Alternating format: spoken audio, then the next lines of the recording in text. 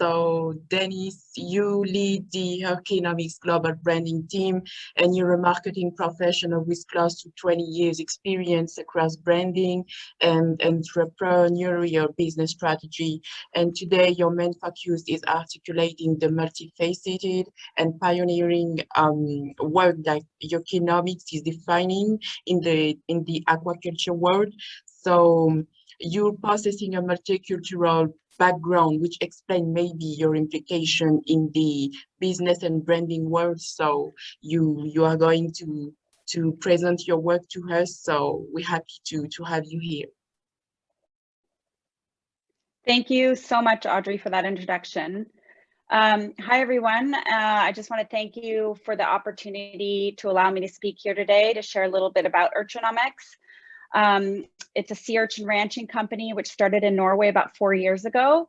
I started with the company then, and it's been fascinating to witness and be part of the changes, both from internally via the company and the business, but also along the way learning from all of you, all the scientists, all of our collaborators, because what I truly feel is our coastal ecosystem challenge that we're facing at the moment is really out of sight, out of mind. A lot of people don't realize what's going on under the water.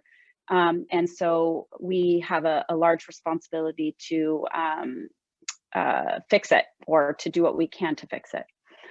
Next slide, please. So kelp forests, the foundation of our entire marine ecosystem, and then the nursery to all of our fisheries, are collapsing around the world. Overfishing, climate change, pollution. In other words, our behavior is allowing the humble sea urchin to explode in population. Next. Next slide, please.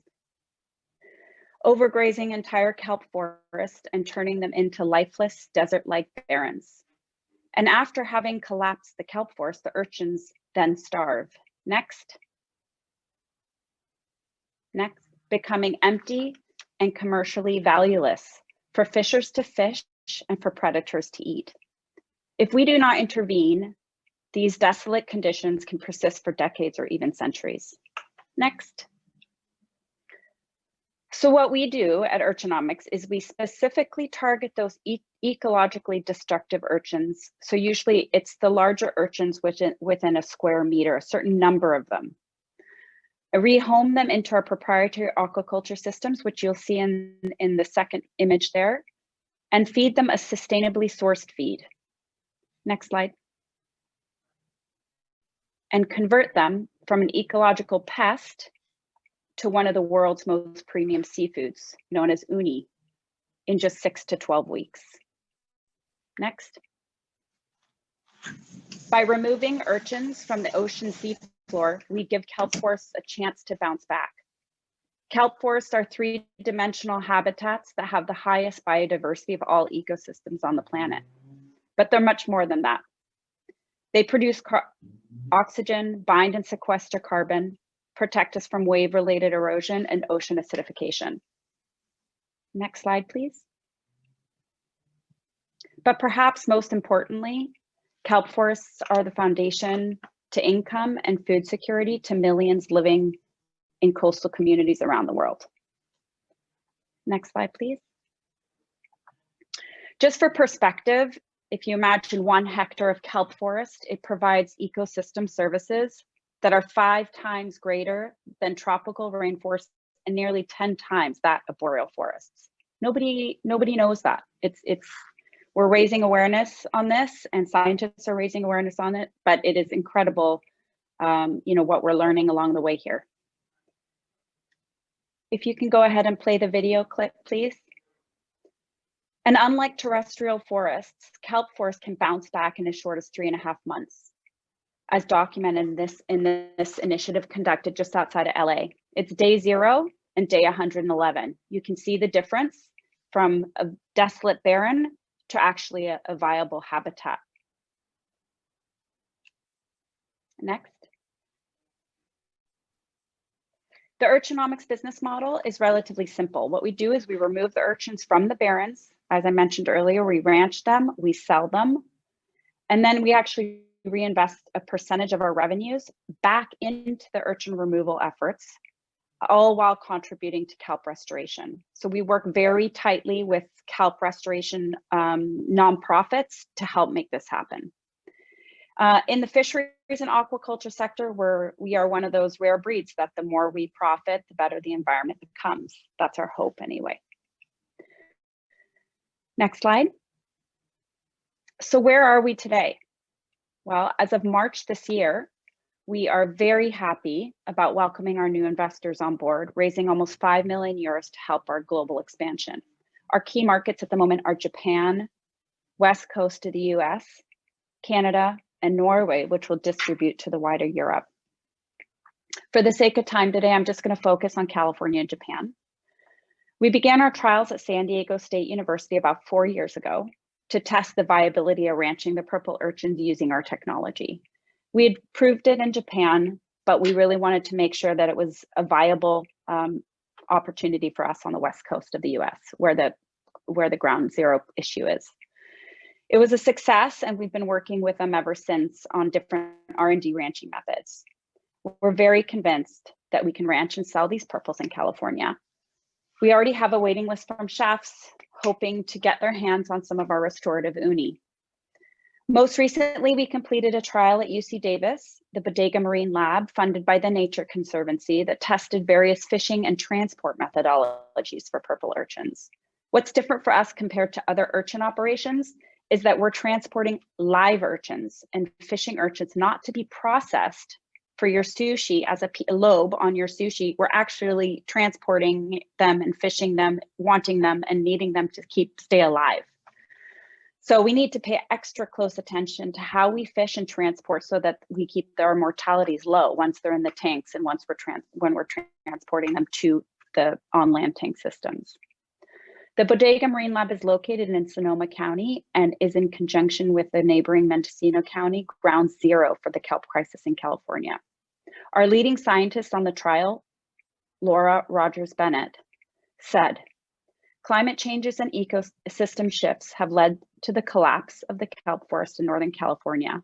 And so now we will need to act fast to reestablish pockets of locally adapted kelp before the bulk kelp seed bank is lost. We're at a tipping point in California. The longer we're in barren state, the lower the kelp spore count goes.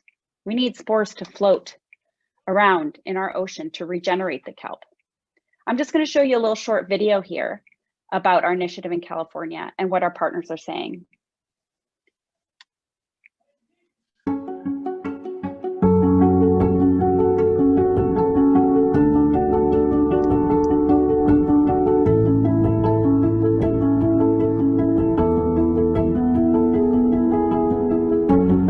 Hi, my name is Brian Tsuyoshi Takeda, the founder and CEO of Urchinomics. California is essentially the ideal location for us to prove how ecological restoration and commercial development of urchin ranching could actually work hand in hand. The scientists have told us that over 90% of the kelp forest in Northern California has been destroyed by the overgrazing purple urchins. I'm a researcher here. I've been working on kelp forest issues for the last 20 years, and I was one of the first people to see the loss of the bull kelp on the Northern California coastline. When I got out to California in the late 1990s, saw those kelp forests, saw how beautiful they were, learned about them as a scientist, and then started to realize that I could bring them back. It's been the leading inspiration of my professional life. What we would like to do with the purple urchins is to ranch them using our technologies and turn them from an ecological pest into a commercial opportunity and essentially have it served at premium seafood restaurants throughout California.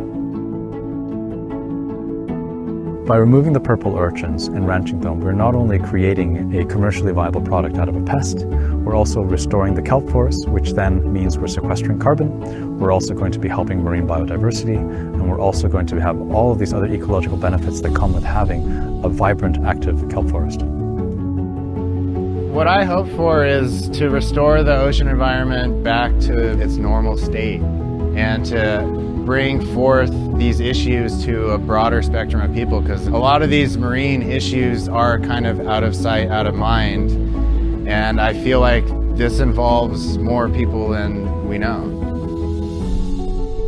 Right now, I feel that by supporting urchin ranching, I can play my part and contribute to the future of my kids and the future of everyone else.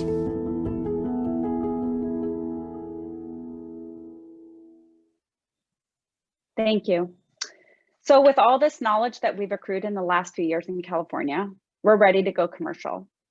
We're in the final stages of securing a viable permitted site, which will allow us to set up our first real commercial site in on the California coastline in hopefully, we're hoping 6 to 12 months, fingers crossed. In terms of Japan, we're a bit further along in Japan. Next slide, please.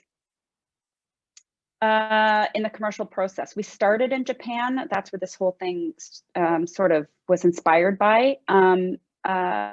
And just within the last month, actually, we launched our first large commercial scale site in Oita using some actually French technology, a Fèvre drum filter, which is part of our waste treatment process. And we're actually exploring a partnership with a large French water treatment and aquaculture equipment company that will allow us to scale rapidly in our target regions. So fingers crossed that comes through. Prior to this large commercial site being built in Oita, we had a pilot site which we used to prove our concept. And also we did a lot of test sales during that period of time. And the chefs in Japan were very happy. It's, you know, it's a market that has a high demand. And so we couldn't really fulfill all their needs because we were at a pilot scale. So hopefully now we can. And one of the interesting things was what the flavor profile of the uni has been described as buttery, sweet and salty with a hint of ocean and sort of a seaweed flavor. So that was quite we were really happy with that result in terms of starting at a pilot scale and now launching our largest site so far. So we're excited to see where that takes us. One of many. Next slide, please.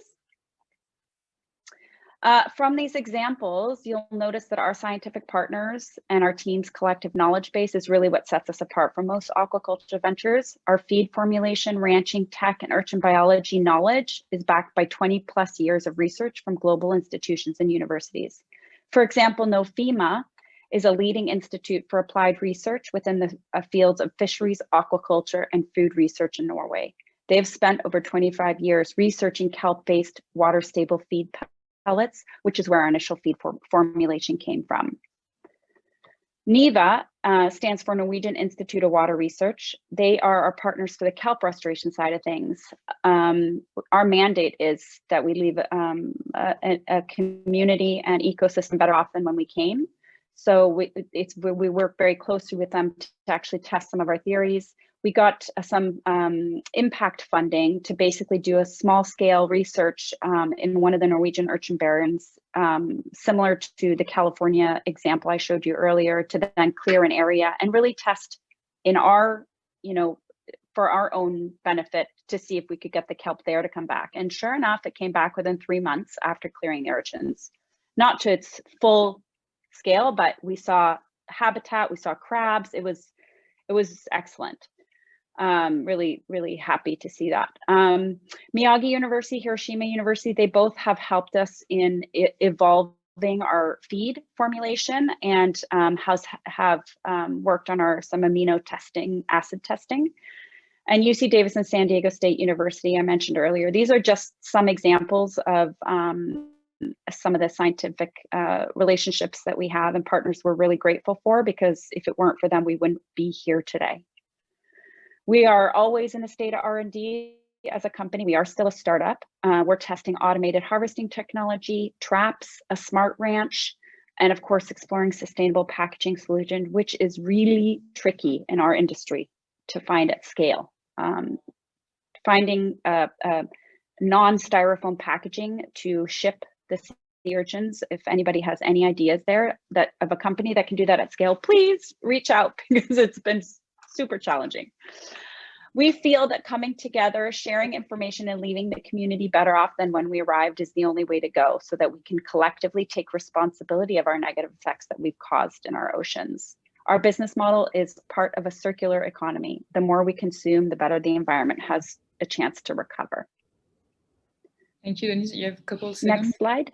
Yep. So thank you so much for having me here. I just want to leave you off with a quote by Greta Thunberg. You must unite behind the science. You must take action. You must do the impossible because giving up can never be an option. Thank you.